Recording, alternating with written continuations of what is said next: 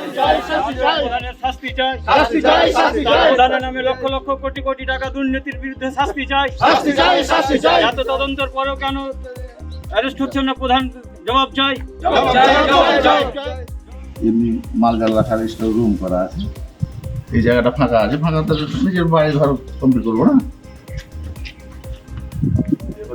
ভিডিওতে ছাড়লে ফের ওটাও খা।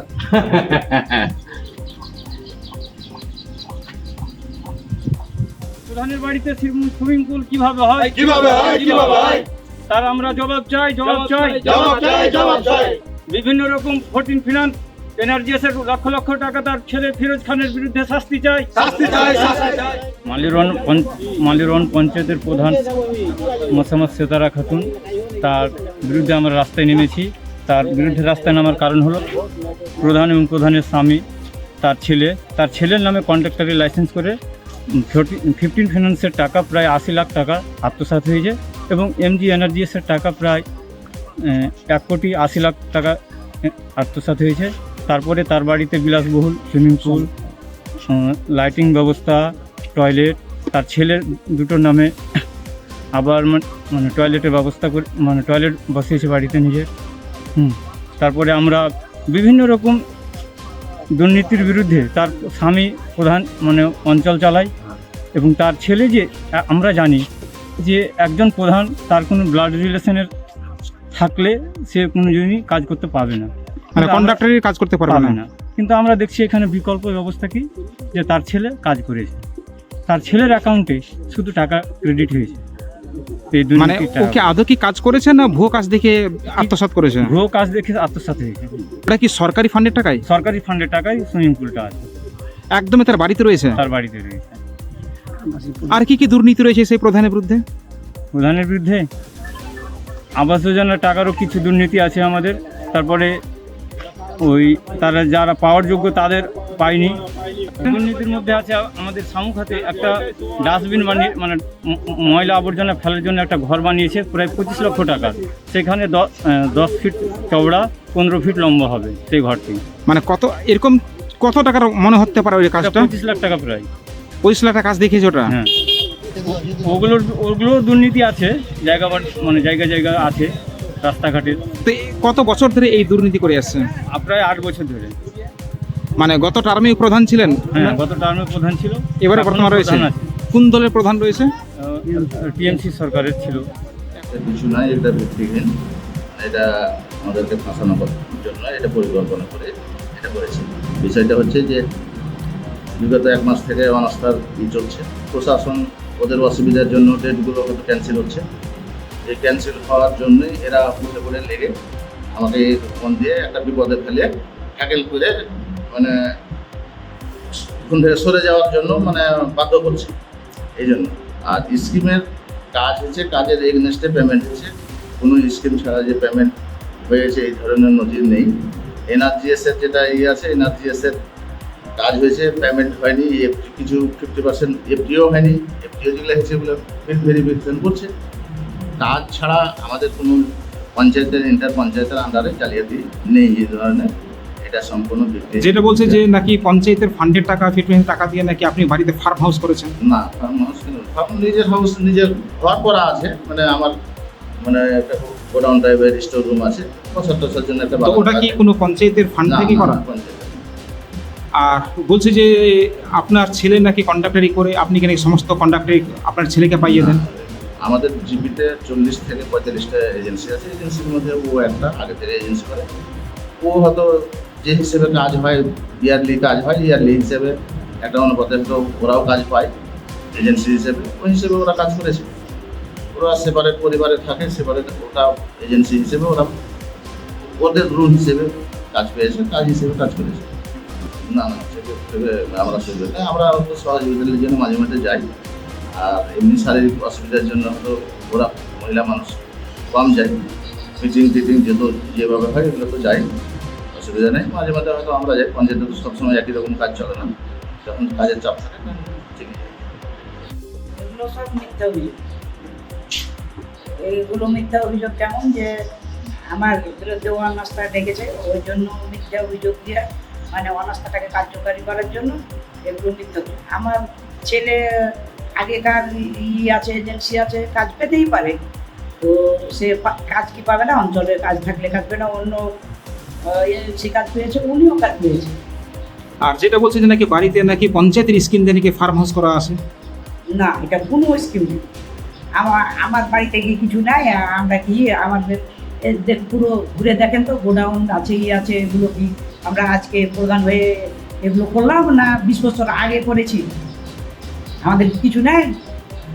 আর আরেকটা ওরা অভিযোগ করছে যে আপনি নাকি পঞ্চায়েতে যান না, আপনার স্বামী নাকি পঞ্চায়েত চালান। পঞ্চায়েতে যাই কি না যাই চলে, সিগনেচার দেখাবো। ও তো কেউ অত কোনো কিছুতে এত সই টই করতে আসলো, আমি ওটা গেলাম না, সেও তো টাকাটা করে দেয়। আর এই বিলের ই করে কি করে পারেন? প্রধানের নামে লক্ষ লক্ষ কোটি কোটি টাকা দুর্নীতির বিরুদ্ধে শাস্তি চাই। এত তদন্তের পরেও কেন অ্যারেস্ট হচ্ছে না প্রধান? জবাব চাই। প্রধানের বাড়িতে সুইমিং পুল কিভাবে হয়? তার আমরা জবাব চাই। বিভিন্ন রকম 14 ফিনান্স এনার্জিএসের লক্ষ লক্ষ টাকা তার ছেলে ফিরোজ খানের বিরুদ্ধে শাস্তি চাই।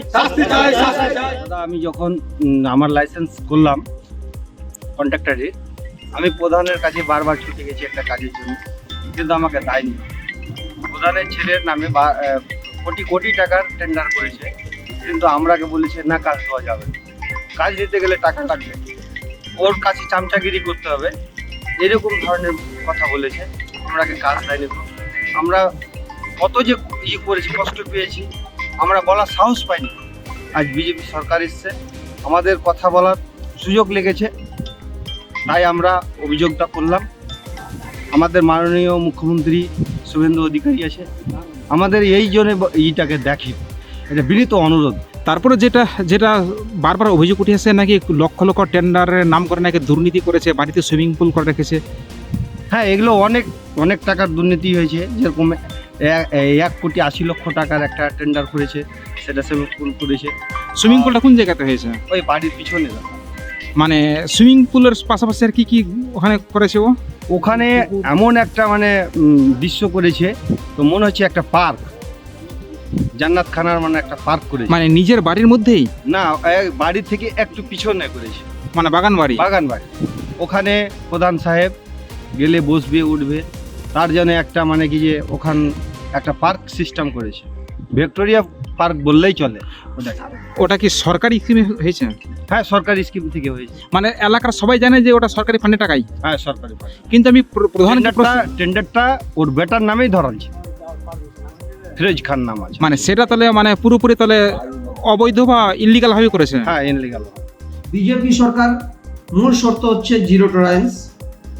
এখন বর্তমানে আমি আপনাদের মাধ্যমে শুনতে পেয়েছি মালিয়র 1-এ যে দুর্নীতি হয়েছে, সেই দুর্নীতিতে আমি শুনতে পেয়েছি যে ওখানকার প্রধান সেতারা খাতুন, মাননীয় সেতারা খাতুন, তার ছেলে নাকি ওখানকার ঠিকাদার, কন্ট্রাক্টের লাইসেন্স আছে।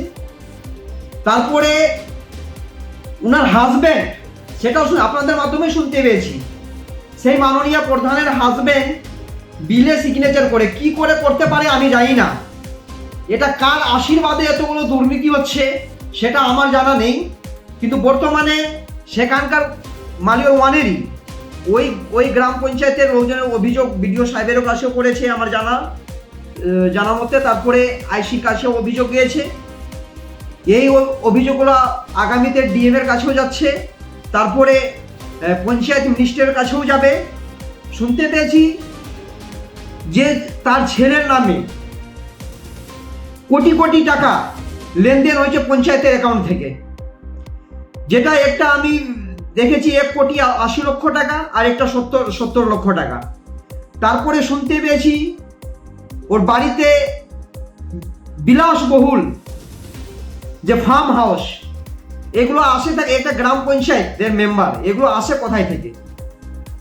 এই দুর্নীতির যা হচ্ছে, আমরা আগামীতে প্রশাসনের কাছে আবেদন করব, রিকোয়েস্ট করব একে তাড়াতাড়ি যেন অ্যারেস্ট করা হয় প্রধানকে, তার সঙ্গে জড়িত যারা আছে, তার ছেলে, তার হাজব্যান্ড, সবাইকে জড়িত করে আইনত ব্যবস্থা নেওয়া উচিত।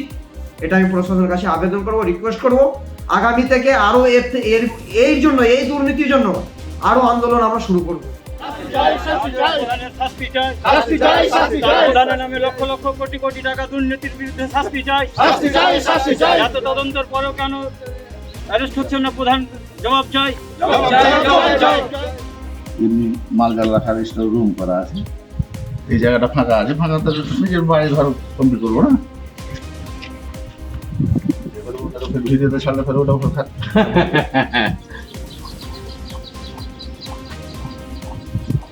প্রধানের বাড়িতে সুইমিং পুল কিভাবে হয়, কিভাবে হয়, কিভাবে হয়? তার আমরা জবাব চাই, জবাব চাই, জবাব চাই, জবাব চাই।